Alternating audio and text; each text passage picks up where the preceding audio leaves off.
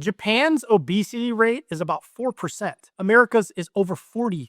That's a 10x difference. And Japan is still pulling it off while eating white rice and noodles and dessert. Not to mention that almost nobody there counts calories, and only about 3% of the country goes to a gym. Their secret comes down to a few simple rules baked into how they live. Rules almost no American does or have even heard of. And after guiding tens of thousands of people through fat loss challenges, I can tell you these rules target visceral fat better than almost anything that I've seen. So in this video, I'm going to show you the 5 Japan rules that kill visceral fat, exactly how to copy each one no matter where you live, and the mistakes that stop most people from getting results with them. And then at the end, I'll show you the rule so important that Japan wrote it into law. One that can literally cost companies millions of dollars. You have to hear it to believe it. So habit number 1. To start, I want to show you the most famous fat loss rule in all of Japan. It comes from Okinawa. It's a small island in southern Japan that has more 100-year-olds per capita than anywhere else on Earth. And to this day, a lot of the older folks there say this rule out loud before they eat, almost like a prayer, Hara Hachi Bu. That's my best shot at the pronunciation, by the way. I'm going to be doing my best with these Japanese words throughout the video, so bear with me. If I did butcher them, my Japanese is, well, non-existent. But I want to share this with you because it means eat until you're 80% full and then stop. Now, this comes from an old Confucian teaching that's been passed down in Okinawa for centuries. For them, it was never about staying slim. In their culture, overloading your stomach is a form of greed, and moderation at the table is part of a long life, an honorable life. They literally speak this before they eat. Whatever you think of the philosophy, it's working. The elders in Okinawa have roughly 80% less heart disease than we do in the West, and about half the rate of colon cancer. But my favorite part is what the rule does for the fat around your midsection. When food hits your stomach, fullness hormones get released, and they travel up to your brain, but that trip takes about 20 minutes. So if you eat until you feel stuffed, you passed enough 20 minutes ago, and your brain just hasn't caught up yet. But when you stop at 80%, that signal catches up right on time. Researchers estimate this one habit cuts food intake by 20 to 30% without counting a single calorie. Think about that. The same calorie deficit people are chasing with apps and food scales and measurements, and the Japanese get it just by stopping a little sooner. Now, you might be wondering how you're supposed to know what 80% feels like. The easiest way is to pause about 2/3 of the way through your meal and ask yourself, am I still hungry, or am I just finishing what's in front of me? I got this little competitive thing about me that I just want to finish, and I want to finish other people's plates. But at 80%, you feel satisfied, and you know you could eat more, but you stop anyway. And if you describe yourself as full, then you already passed the mark. Now, the Japanese have a few tricks that make stopping at 80% way easier than it sounds. And the first one starts before you've taken a single bite. Walk into almost any restaurant in Japan, and they'll set a drink down in front of you before you've even looked at the menu. It's always one of these 3 things: green tea, matcha, or sparkling water. They do this because of something called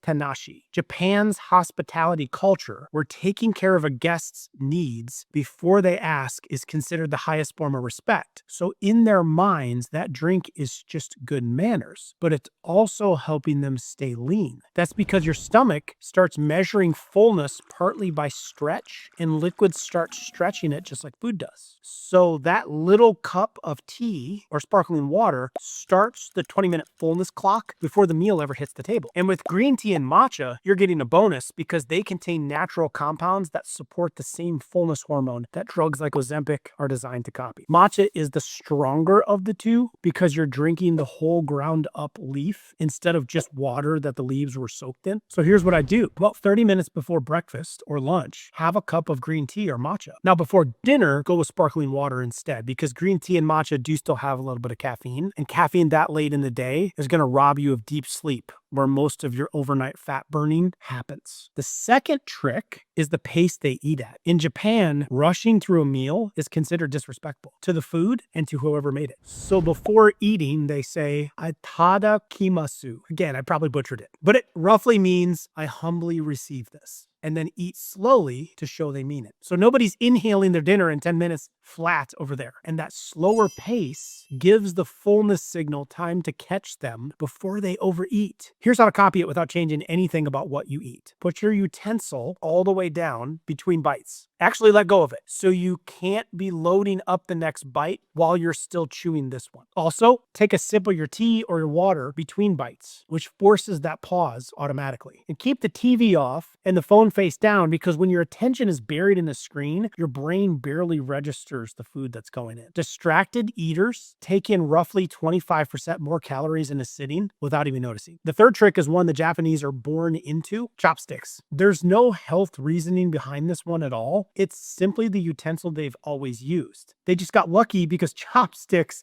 physically can't pick up a big fork full of food. So every bite is smaller and every meal is slower by default. Fortunately, you can get that same effect without ever touching a chopstick. Simply eat with your non-dominant hand. So if you're a righty, hold your fork with the left. A Japanese study actually tested this, and the results were fantastic. Meals stretched from 18 minutes to as long as 27. People naturally chewed each bite about a third more, and their blood sugar spikes after the meal came down. Clumsiness is the whole point. It forces smaller, careful bites, exactly like chopsticks do for the Japanese. Now, coming up, I've got 4 more Japanese rules, even more surprising than this one, including the number 1 that predicts your risk of heart attack, stroke, and diabetes, better than anything that your bathroom scale can tell you. And the exact cutoff the Japanese government decided is the danger line. Most people have no idea what their number is, so stay tuned for that. So let's go to number 2. The next rule is the biggest reason that the Japanese eat more than 1,000 fewer calories a day than we do. And the crazy part is nobody over there is even trying to cut back. Think about how a typical American dinner gets served.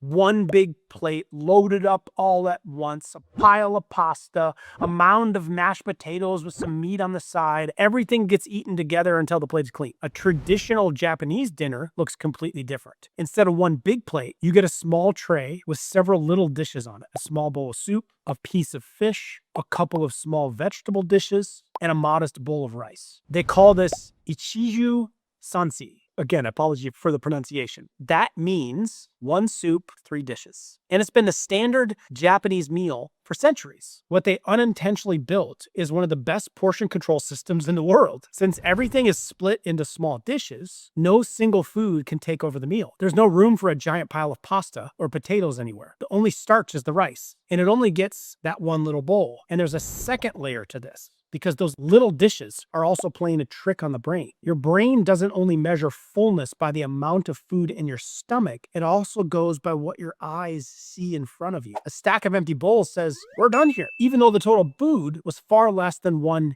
heaping American plate. As a result, the average person in Japan only eats 2,705 calories a day. Meanwhile, the average American eats about 3,782 calories a day. And most of that gap comes down to the way that the meal is built. Now, there's another thing this format does for them, and it might be even more powerful than the portion control. The Japanese table manners have a set eating pattern. They even teach it to kids in school as triangle eating. A sip of soup, a bite of rice, a bite of a side dish, and back around the triangle for the whole meal. Their reason is flavor. Plain rice gets seasoned in your mouth by whatever bite came before it. But what it also does is prevent the worst eating mistake you see all the time in America, plowing through a pile of starch all at once. Scientists also discovered that taking this one step further unlocks something even bigger. When people eat their protein first, their vegetables second, and then their carbohydrates last, the blood sugar spike from the meal drops as much as 44%.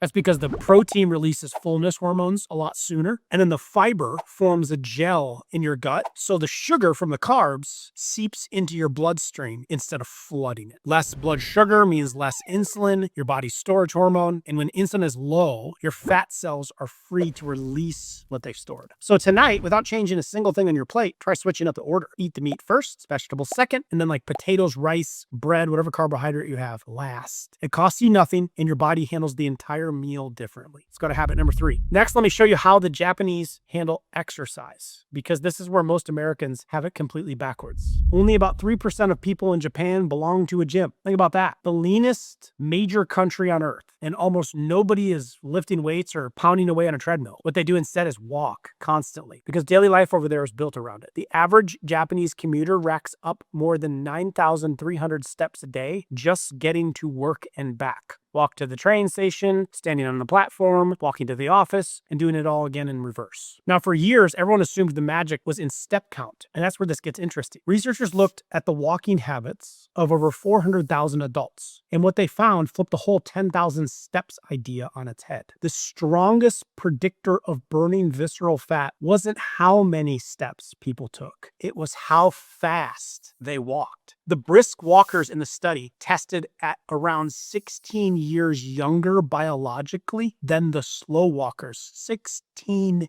years. And the biggest benefit showed up in the older, heavier adults. The exact people who've been told that their best fat-burning years are behind them. So Japanese researchers took that idea and built a walking routine around it, specifically designed for people in their 50s and 60s and beyond. Their goal was to create something that an aging body could handle, that an unmotivated person would actually stick with, and that still delivered the fat-burning punch of a hard workout. What they came up with was simple. Walk fast for 3 minutes, and then go easy for 3 minutes, and then keep alternating for 20 to 30 minutes. That's the entire routine. Do it 4 to 5 days a week. For the fast portions, you want a pace where you can still talk, but it takes effort to do so. The easy portions are just a comfortable stroll while you catch your breath. During those fast 3 minutes, your leg muscles start pulling sugar out of your bloodstream for fuel, and your body ramps up fat burning the same way it would during a tough workout. Then the easy 3 minutes lets you recover before your body flips into stress mode. And that recovery piece matters more, especially after the age of 50, than at any other point in your life because of the hormone cortisol. Cortisol is your body's stress hormone, and visceral fat cells are packed with more cortisol receptors than any other fat cells that you have.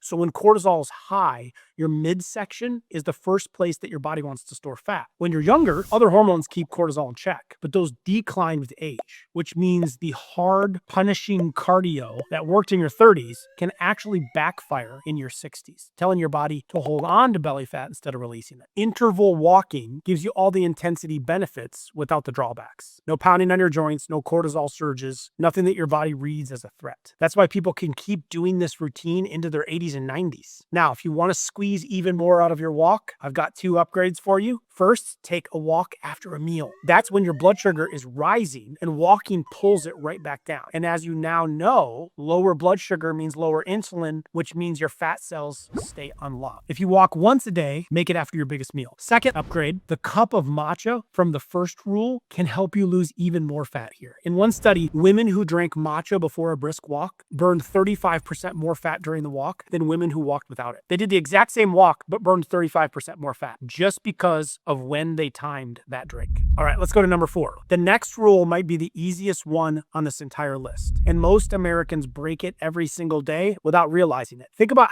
how eating actually happens in America. A handful of crackers at 10, a little something from the vending machine at 2:30, a few bites while you're cooking, a snack in the car, something on the couch after dinner. None of it feels like eating, so you don't think twice about it. But your body counts every single bite because every bite triggers insulin, and you already know what that means. As long as insulin's up, your fat cells are locked in storage mode. So when you graze from morning to night, insulin stays high the entire time, and your body never gets a real window to burn fat. Well, the Japanese don't have this problem, and their fix could not be more simple. They eat 3 meals a day at set times and nothing in between. That's it. Snacking your way through the afternoon just isn't much of a thing over there. As a result, between breakfast and lunch, insulin drops and the body dips into fat that is stored and burns it up. Between lunch and dinner, same thing. And overnight, they get the longest fat burning stretch of all. They're getting the benefits of intermittent fasting without ever skipping a meal or feeling hungry for a second. So pick 3 meal windows that fit your life, maybe 7, noon, and 6, and stick to them, even on weekends. Now, it doesn't mean you can't intermittent fast. Maybe you skip breakfast, but make sure the other 2 meals are stuck to and you eliminate snacking. If you genuinely can't make it between meals, then a small amount of protein or a small amount of fat, like a hard-boiled egg or a few nuts, that'll generate far less of an insulin spike than something like a cracker or a fruit or a protein bar. Then, once dinner is done, the kitchen is closed until breakfast. That gives your gut an overnight break of 12 hours or more, which is when some of the deepest fat burning and repair happens. Let's go to number 5. This brings us to the final habit, final rule. The one that Japan took so seriously, they made it the law of the land. In 2008, Japan passed a law that made headlines all over the world. You may have heard about it, heard the rumor that it started because people still repeat it today, that it's illegal to be fat in Japan. I mean, that part is a myth, okay? The truth is stranger and honestly smarter. Every single year, the Japanese government measures the waistline of every citizen between the age of 40 and 74. That's more than 50 million people lining up in annual checkups, getting a tape measure wrapped around their belly. Everyone knows their number and everyone knows the cutoff. If your waist comes in over the line and you're showing other warning signs, you get pulled into mandatory health counseling and follow-ups. And the government gave this law real teeth. The financial penalties land on the employers and local governments. No one individually would get some kind of fine or anything. But if too many people in a company cross the line, the company itself pays. One major Japanese tech firm calculated it could face up to $19 million in penalties over its employees' waistline. So in Japan, your boss has a multi-million-dollar reason to care about your belly fat. And as a result, companies started building walking programs, overhauling cafeteria menus, putting health coaches on staff, because a healthy staff literally protects the bottom line. So what would make a government start measuring 50 million waistlines? Japan is one of the oldest populations on Earth, and their government did the math. If metabolic disease kept growing unchecked, the cost of treating all the heart attacks and strokes and diabetes down the road would eventually bury their healthcare system. Catching it early, while it's still just a number on a tape measure, costs almost nothing. And they've been thinking this way for a long time. It's also by law, while every Japanese school teaches kids nutrition with a trained nutritionist planning every school lunch. But pay attention to what they choose to measure, because this is the part that matters to you. They skipped right past body weight. They went straight for the waist.